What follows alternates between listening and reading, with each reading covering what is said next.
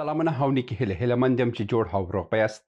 نن تاسو ته یو ډیر مهمه موضوع باندې خبرې کوم. دا چې په افغانستان کې اوس مهال یو اداره جوړه سوې د امر بالمعروف و نهی عن المنکر په نامه باندې دغه اداره په یو پلان ډول باندې په دې وطن کې کارونه شروع کړي دي. هره ورځ کې نن هره اشګاه بند که، سبا ورزش بند که، سبا دا بند که، سبا دا بند که، سبا دا بند که. د کومې ورځ څخه چې دا راغلی دی دا فقط بندول دی او بندول دی او بندول دی. نن تاسو ته په د اقتصاد له نظره خبرې کوم چې د دې خلکو کړنې به د افغانستان ملا څنګه ماتوي او د افغانستان دپاره به څومره خطرناک واوسي. پر دغه باندې خبرې کوو او تر اضافي خبرې به تېرېږو. خو یو خبره تاسو ته کوم، د دې ویډیو تر پایه په تاسو ذهنیت 100% به خلاص وي چې موږ پر کومه روان یو. یو خبر بیا هم کوم چې تعصبي خبرې نشته، ټول حقیقي خبرې تاسو ته بیانوم. لومړی به دغه سوال تاسو ته پیدا سي چې امر بالمعروف د بادي توربین سره څه کار دی چې کلیوال دا نټو بلټ یې راوړی دی، د توربین یې راوړی دی، دا یې د امر بالمعروف سره څه. نن پر دغه موضوع باندې خبرې کوم چې امر بالمعروف او دا نټو بلټ او دا توربین څومره سره ورته والی لري. او دا توربین چې تاسو وینئ دا څه موده وړاندې په یو امریکایي هیواد کې چپه سو. د چپه کېدو تصویر یې دا یو دی. دا تصویرونه چې تاسو وینئ دا هغه توربین دی چې څه موده وړاندې په یو امریکایي هیواد کې چپه سوی دی. او ستونزه څه شی وه؟ ستونزه دا وه چې دلته یو نټ خراب سوی دی. د همدغه نټ له کبله دغه نټ چې تاسو دلته وینئ دا نټ په صحیح ډول باندې تړل سوی نه وي. او دغه نټ چې دغه خپله د توربین حدودا 180 نټونه لري، نټ بولټ لري، 180 نټ بولټ لري. او هیڅ چاته به دا سوال پیدا نسي، سوال به پیدا سي چې وروره په دې 180 کې 190 سم تړلي، فقط یو نټ په صحیح ډول باندې تړلی نه و. همدغه یو نټ دومره مشکلات جوړ کړه، خو بس د توربین یې چپه کړه. بیخي یعنې دا که موږ یو عام سړی اوسي، یو عام سړي ته دا خبره به بیخي بالکل بابیزه معلوم سي. مګر په حقیقت کې دغه ټوله ستونزه دغه یو نټ څخه پیدا سوې وه چې دا یو نټ چې کله هم د توربین په څرخېدل داسې لرزه یې پیدا کړې وه. همدغه لرزه باعث وه چې څه وسي، دلته په فاونډیشن کې کرک پیدا سي، هغه سیمټ خراب سي، هغه فاونډیشن سیخبندي هر څه چې وه هغه کې کرک پیدا سي او نهایتا څه وسي دا څه د ریښو څخه پاوا کړي او ماتې کړي. نو ښه، اوس به تاسو ته سوال پیدا سي خو دا خو چپه سو، نو دا د اوسني حاکم سره څه اړیکه لري؟ زه تاسو ته د دغه په اساس باندې خبرې کوم. په اقتصاد کې د یو لوی او ډیره مهمه موضوع چې ده هغه سرکولیشن ورته وایي، اکنامیک سرکولیشن. او د زما دایره ملاس بیخي ښه برابر سو. دې ته اقتصادي څرخه وایي. اقتصادي څرخه څه معنا؟ اقتصادي څرخه دا دی چې دلته د یو کلب ورزشي فعاله کیږي، دلته یو کسابي فعاله ده، دلته یو بازګر دی، دلته بیا د سبزي فروشي دکان دی، دلته نونوایي ده، دلته مثلا مکتب دی، دلته په همدې ډول باندې مثلا پولیس دی، دلته چې لاړ شو د یو بل اداره ده. دغه ټولې ادارې چې دي دا ټولې ادارې یو بل ته سره همکاري کوي او تر څو د دوی ټوله روانې چارې د ژوند دلته وساتل سي. او دا حین او همدغه ډول باندې دی لکه دغه نټو بلټ چې دی. دا نټو بلټ د مثال په ډول باندې اوس د امر بالمعروف څه وکړه؟ امر بالمعروف په دغه ځای کې واخیستله دا یو داسې پاک کړلو، دغه د ورزش یې پاک کړلو، مګر خبره دا ده چې امر بالمعروف بیا دا خبره موږ ته کړې نه ده چې دا ورزش چې تا پاک کړلو دا کې د دې کلب کې چې مثلا 10-12 نفره په دې کلب کې کار کولو د دې د ماښام ډوډۍ څوک ورکوي؟ او د دې ملایانو اصلي دلیل څه شی دی؟ وایي خدای رسي. الله جل جلاله خپل په صریح ډول باندې په قرآن شریف کې ویلي چې زه د هیڅ قوم اعمال نه بدلوم تر څو چې خپل بدل نه کړي. په دې کې اعمالو کې چې دا د ماښام ډوډۍ و هر څه پکې کې راځي. دا د پخوا څخه راځي چې ته حرکت وکړه الله تعالی به برکت واچوي. چې موږ دلته دا کلب بندوي، په دې کلب کې 4-5 نفره کار کوي.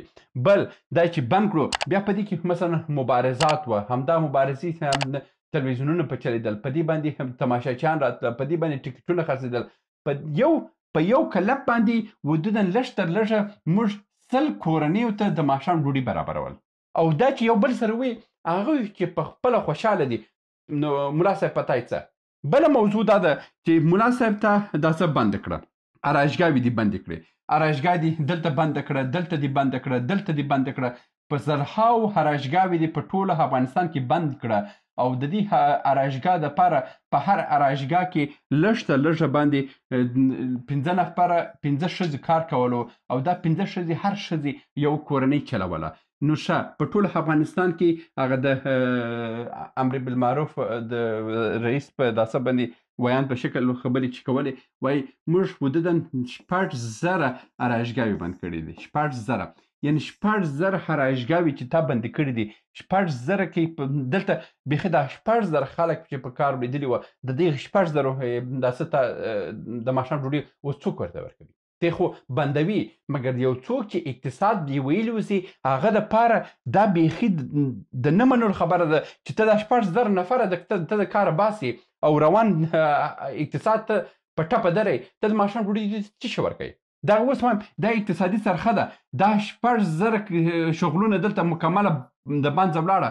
دا د ملا ماته ووایي چې دا په څنګه دی ډکوي، په کوم اساس به دی وایي چې ډکوي؟ دی وایي چې رزق د الله په لاس کې دی، رزق بالکل د الله په لاس کې دی چې ته د ټولو دروازې ورباندې بندوي. ته حتی توبه نعوذ بالله هغه د الله تعالی نومبدي هم ته جوړوي.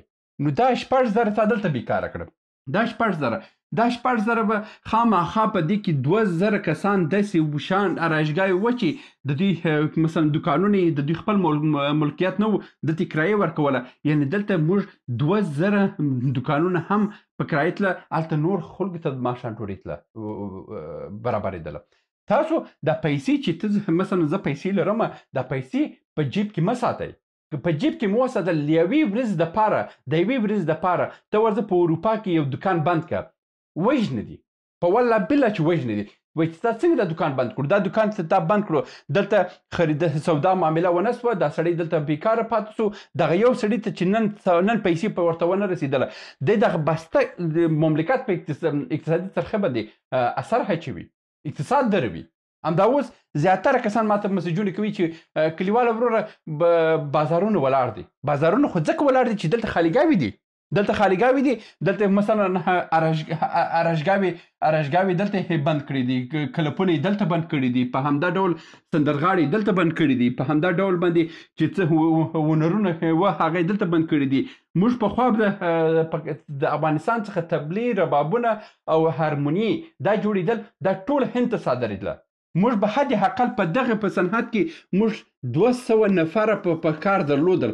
200 نفره ملا صاحب د کاره وایستله، 200 نفره ته 1000 نفره ته موسیقي بنده کړه. موسیقي دې بنده کړې ده په ټوله عربي هېوادو کې، ټوله دنیا کې سته. ته ملا راغلی د دا بندوي چې د دا بندوي ته ماښام ډوډۍ ته څنګه ورکوي؟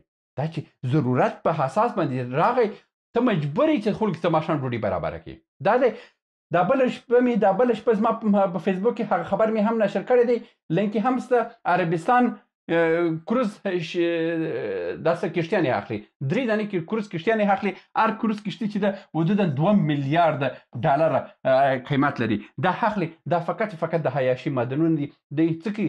دی غواړي چې په دې باندې د خلکو غربي هېوادو، هغه سرمایه‌دار هېوادو څخه د پیسې واخلي او خپل ولس به وچلي. عربستان همدا ډول ټولو عربي هېوادونو ته وګوره، په فحشا باندې ډوډۍ پیدا کوي، په فحشا باندې. مګر زما ته دغه د عزت کار ته ماته نه پرېږدئ. ارایشګاه تا بندې کړې، کلپونه تا بند کړه، د صنعتونه ته بندوي چې دا شی په اسلام کې نشته. او ته په اسلام کې چې څه شی شته، ته دغه اسلام کې کوم کار چې شته هغه ماته جوړ کړه، او ته د ماښام ډوډۍ دغه 15 میلیونه تر 40 میلیونه نفوس ته د ماښام ډوډۍ ورکړه. 40 میلیون ته څنګه د ماښام ډوډۍ ورکوي؟ نشي ورکولی. چې نشي ورکولی وروره، نو د دې دپاره چې همدا اوس زه تاته وایم چې دا اوس کې ډېر کورنۍ په همدغه افغانستان کې فحشات یې ملاتړی ده.